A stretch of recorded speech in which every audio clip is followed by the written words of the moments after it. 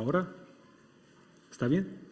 Me llamo David, mi mujer es Raquel y nuestros hijos Ben, Ana y Joel. Y antes de mudarnos aquí en 2021, hemos vivido en un país africano, se llama Chad. Y durante nuestro tiempo en Chad, aproximadamente 13 años, vivimos principalmente en el campo con una tribu musulmana, llamado el pueblo Tama. Y teníamos también tiempo en la capital, en Yamena. En Chad hay musulmanes, cristianos y paganos. Allá mucha gente tiene creencias en espíritus que viven encima de las montañas, en árboles grandes y en los ríos y lagos. Los espíritus son parte de la vida cotidiana y para gente que no conocen Jesús, hay mucho miedo de ellos. Puedes imaginar la diferencia que hemos visto entre la mentalidad africana de Chad y la de España. Como sabemos, es un país católico de trasfondo, pero cada vez más distante. Y conocemos mucha gente que no cree en nada. La religión no es muy importante para mucha gente aquí. ¿Qué contraste? Yo menciono esta diferencia porque estas visiones del mundo son bastante diferentes, ¿no? ¿Tiene alguna de estas culturas la perspectiva correcta o no?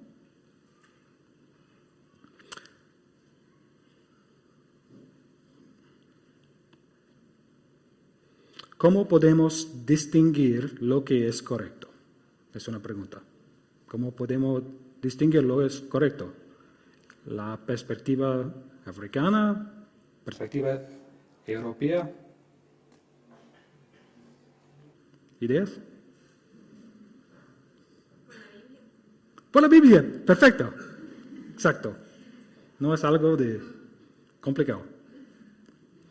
Y cuando nos acercamos a la palabra de Dios, mi pregunta es, ¿cómo influye nuestra propia visión del mundo en la manera en que entendemos las Escrituras? Por ejemplo, tenemos dos perspectivas que he mencionado, el de Chad, África, el de España, Europa. Imagínese que la perspectiva del mundo, el de una cultura, es como unas gafas tintadas. Cada gafa, o sea, cada cultura, ve el mismo mundo, pero cada gafa o cada cultura ve de una perspectiva única, de un tono distinto, ya sea azul, rosa, lo que sea. Por ejemplo, tengo cosa conmigo esta mañana. ¿Qué es este? ¿Cómo se llama este? Taco. Yo lo conozco como taco. Aquí en España es un taco. Si usamos la palabra taco en México o Estados Unidos, ¿de qué pensamos? Que vamos a comer algo, ¿eh? Sí.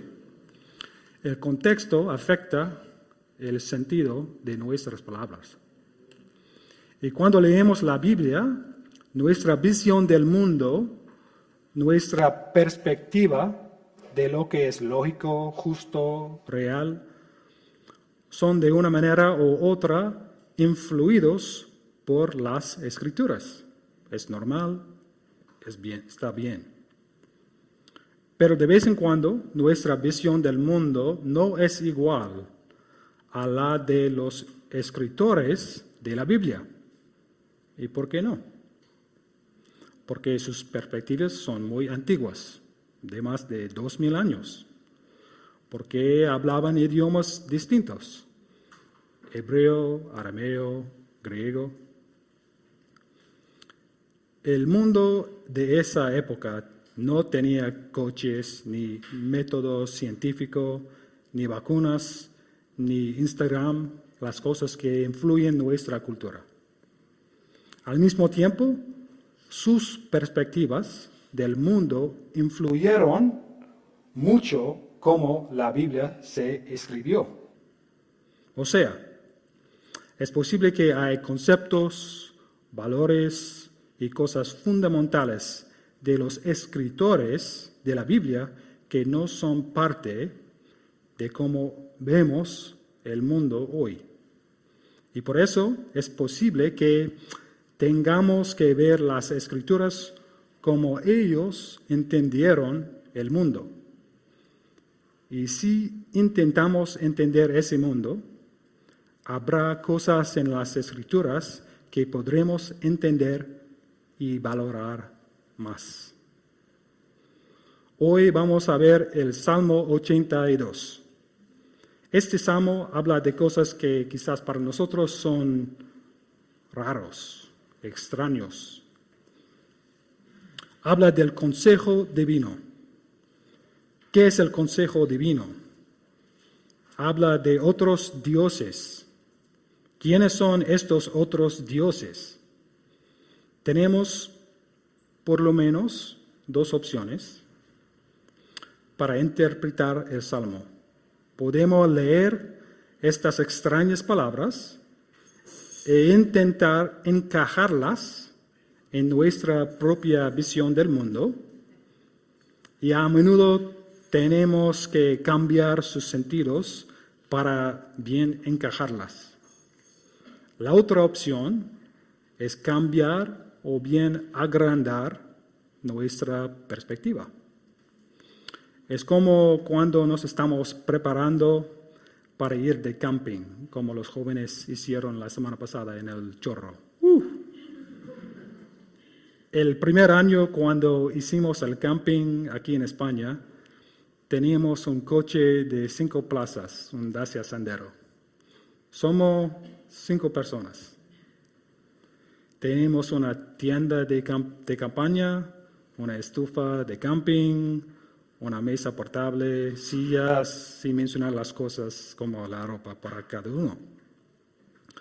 Todo no encajaba en nuestro Dacia Sandero. Tuvimos dos opciones: dejar unas cosas o encontrar otro coche. Al final, le dimos la tienda de campaña a Hans y su familia, nuestros compañeros, y dejamos varias cosas en casa para encajar lo que era lo esencial. Pero con la Biblia, ¿deberíamos abandonar las realidades espirituales para sentirnos más cómodos en nuestro coche cultural? Creo que no. Sin embargo, Dios nos da la oportunidad de agrandar nuestros coches y cambiar nuestras visiones del mundo más y más en conforme a la suya. Es un proceso que dura toda la vida, ¿no? Un riesgo de guardar nuestra perspectiva y no dejarla ser informada por las Escrituras es que porciones de la Biblia pueden faltar de significado. Y por eso es posible que solemos leer o preferir las partes que entendemos. Y las partes extrañas, no tanto. Hay un teólogo que se llama Michael Heiser. Él dijo que si hay un pasaje extraño en la Biblia, es importante.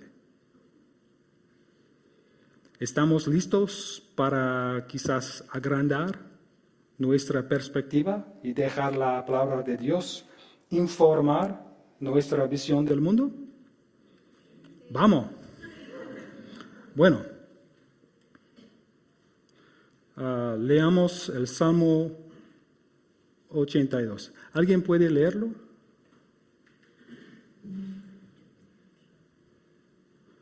En alta voz. Dios está en la reunión de los dioses, en medio de los dioses juzga. ¿Hasta cuándo juzgaréis injustamente y aceptaréis las personas de los impíos? Selah. Defended al débil y al huérfano, hacer justicia al afligido y al menesteroso, liberad al afligido y al necesitado, liberadlo de mano de los impíos. No saben, no entienden, andan en tinieblas, tiemblan todos los cimientos de la tierra. Yo dije, vosotros sois dioses, y todos vosotros hijos del Altísimo, pero como hombres moriréis, y como cualquiera de los príncipes caeréis. Levántate, oh Dios, juzga la tierra, porque tú heredarás todas las naciones. Gracias. Esta es la versión de Reina Valera. Aquí encontramos unos conceptos extraños. La reunión de dioses. En versículo 1, la traducción de la Nueva Versión Internacional dice el consejo divino. Veamos versículo, dice claramente, sois dioses. Qué raro. Antes de entender lo que Dios exhorta a estos dioses, tenemos que entender quiénes son estos dioses. No hay otro Dios que Dios, ¿verdad? Ok, la respuesta es sí y no exactamente. La palabra en hebreo que traducimos Dios es Elohim. Veamos aquí. ¿Dónde? Aquí, Elohim. La palabra Elohim tiene el sentido de Dios, pero es más amplio.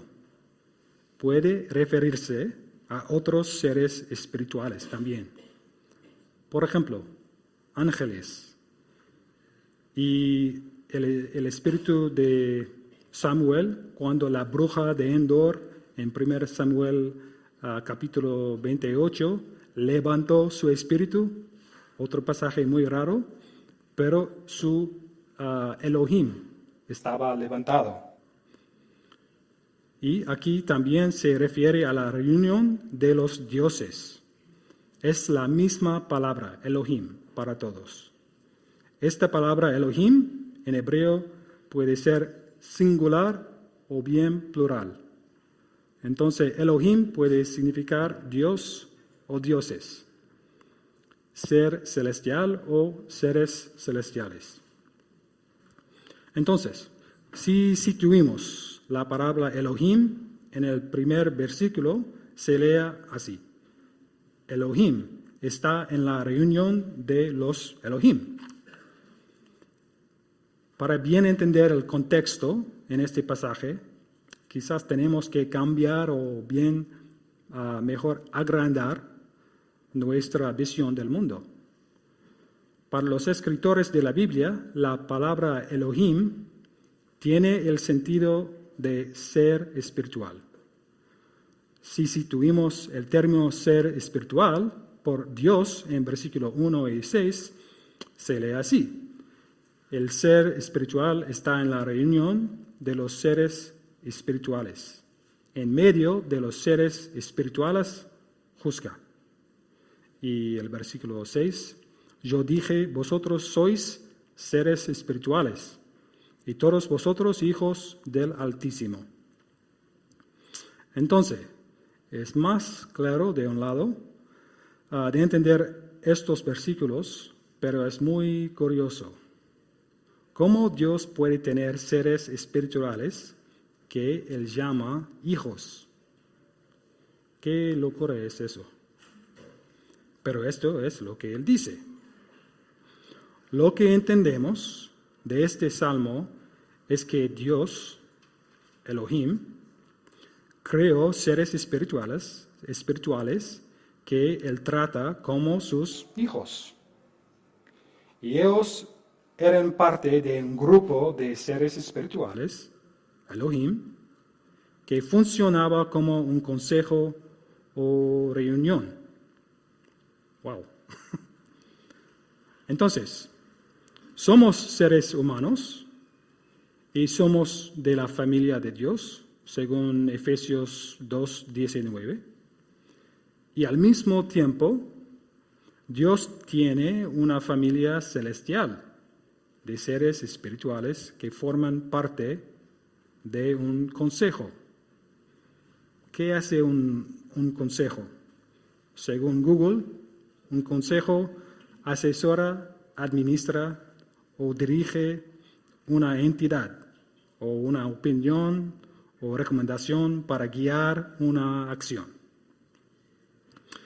Gracias al Señor, hay otros pasajes en la Biblia que pueden ayudarnos bien mejor entender lo que hace este consejo divino. Primeramente, ¿de dónde vienen estos dioses o Elohim, seres espirituales?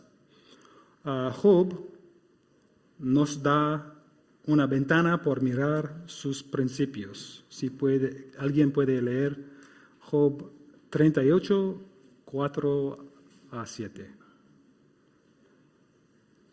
¿Dónde estabas tú cuando yo fundaba la tierra? Házmelo saber si tienes inteligencia. ¿Quién ordenó sus medidas, si lo sabes? ¿O quién extendió sobre ella cordel? ¿Sobre qué están fundadas sus bases?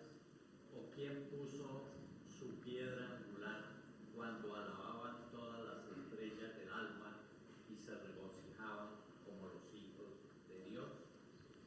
Gracias. En este pasaje, Dios le habla a Job como respuesta a sus quejas. ¿Dónde estabas tú? En el principio del mundo. Versículo 4. Y en el versículo 7 veamos a los hijos de Dios otra vez. En hebreo, Beni Elohim. Elohim, la misma palabra, Beni, hijos. Pues, de este modo podemos entender que estos seres espirituales son más antiguos que los seres humanos y el término hijos de Dios en hebreo, Beni Elohim, es un término especial que no es el mismo de un ángel, por ejemplo. En hebreo, ángel es malak.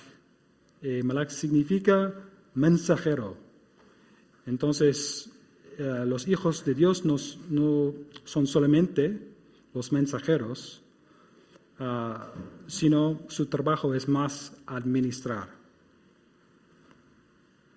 No tenemos tiempo esta mañana para leer todas las referencias a los hijos de Dios en la Biblia, pero leemos uno más, de Salmo 89. Si alguien puede leerlo. ¿Dónde estabas tú cuando yo fundaba la tierra? Házmelo saber si tienes inteligencia. ¿Quién ordenó sus medidas, si lo sabes? ¿O quién extendió sobre ella cordel? ¿Sobre qué están fundadas sus bases? ¿O quién puso su piedra angular? Cuando alababan todas las estrellas del alba y se regocijaban todos los hijos de Dios. A primera vista, las conexiones no son tan evidentes. El término hijos de potestades, ¿dónde está?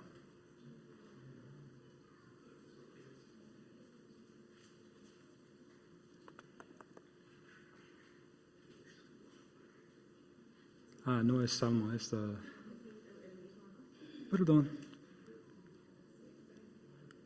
Ok, voy a leerlo porque no es correcto. Ya. Lo siento. Ok. Sí, porfa. De 4 a 7. Para siempre continuaré tu descendencia y edificaré tu trono por todas las generaciones.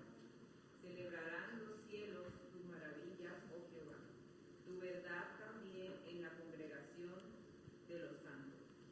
Porque quien en los cielos se igualará a Jehová, ¿quién será semejante a Jehová entre los hijos de los potentados?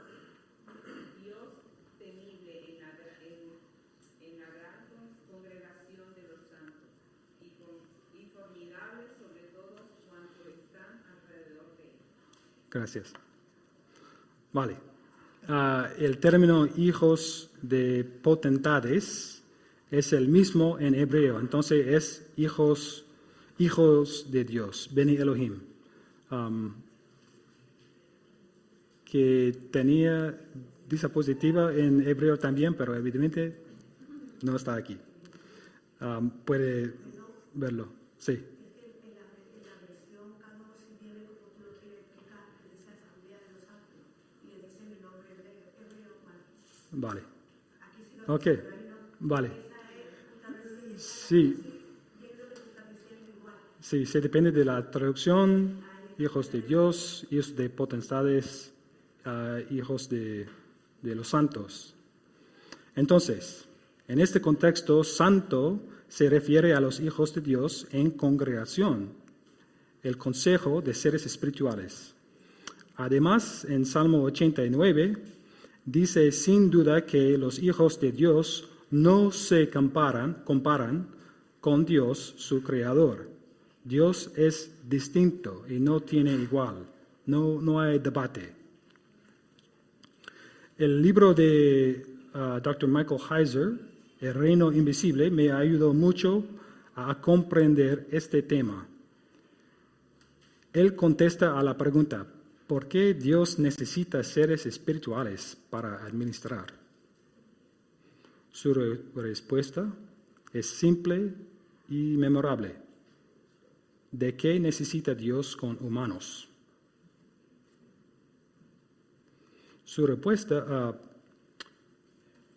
Dios no necesita nada ni nadie, pero es su placer y refleja su carácter de generosidad y colaborador, etc. Y Él da autoridad a sus hijos para gobernar, sus hijos celestiales y sus hijos humanos. Ya volvamos a el 82. Y aquí encontramos un problemón en el Salmo. Él parece que, como nosotros humanos tenemos la libre voluntad, Dios dio a los hijos celestiales la misma capacidad, la libre voluntad. Y a los que Dios adresa en este Salmo, ellos no eligieron el bueno, no eligieron bien. En versículo 2 dice, ¿hasta cuándo juzgaréis injustamente y aceptaréis las personas de los impíos? Y versículo 6, yo dije, vosotros sois dioses, y todos vosotros hijos del Altísimo, pero como hombres moriréis, y como cualquiera de los príncipes caeréis. Quizás estés preguntando cuándo se rebelaron los hijos de Dios. Hay pasajes en la Biblia que explican eso, pero es para otro tiempo. Hay más preguntas del Salmo 82 en las que quería enfocar nuestra atención. Es cuando los hijos de Dios juzgaron injustamente.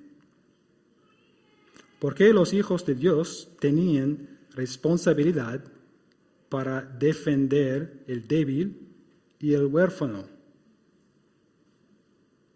¿En qué versículo? Gracias. En 3. Haced justicia al afligido y al menesteroso. ¿Por qué? ¿Por qué tienen esta responsabilidad? Deuteronomio 32. Sí, es Deuteronomio. Bien. Puede ayudarnos un poco. El contexto es cuando Moisés está predicando al pueblo antes de que entren en la tierra prometida. ¿Alguien puede leerlo?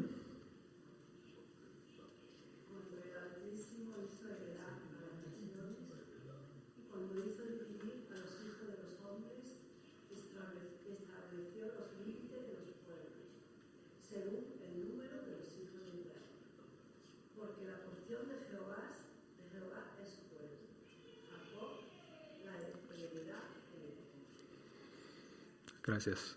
Hay varias preguntas que no tienen contestación sobre este pasaje, pero nos da alguna información. Versículo 8 tiene una historia un poco compleja porque ha sido traducido hijos de Israel, pero puede traducirse como hijos de Dios.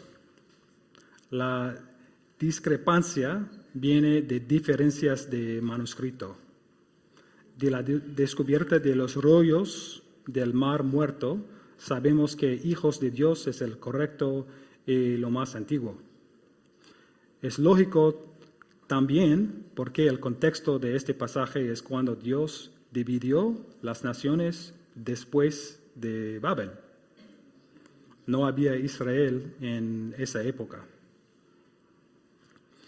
Entonces,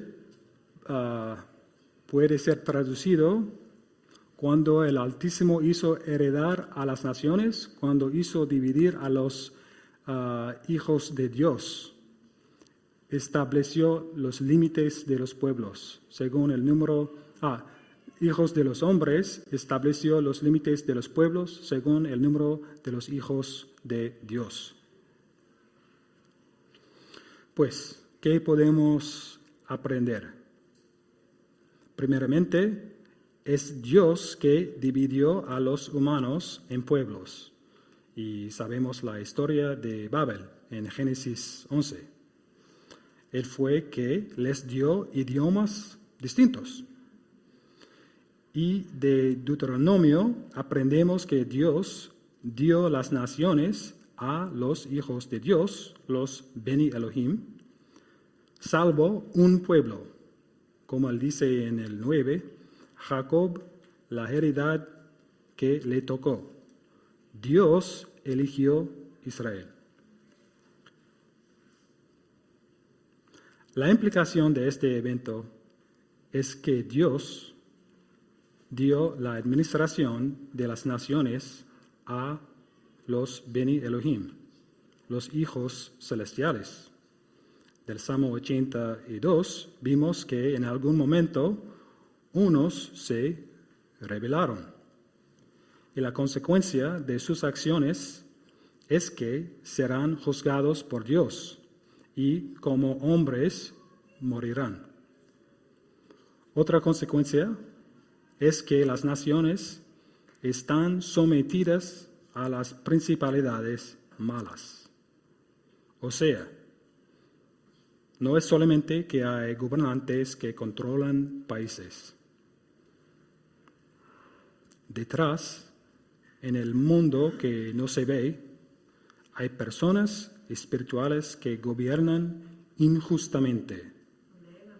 Y la gente sufre a causa de ambas entidades, sin mencionar por consecuencia de sus propias malas decisiones.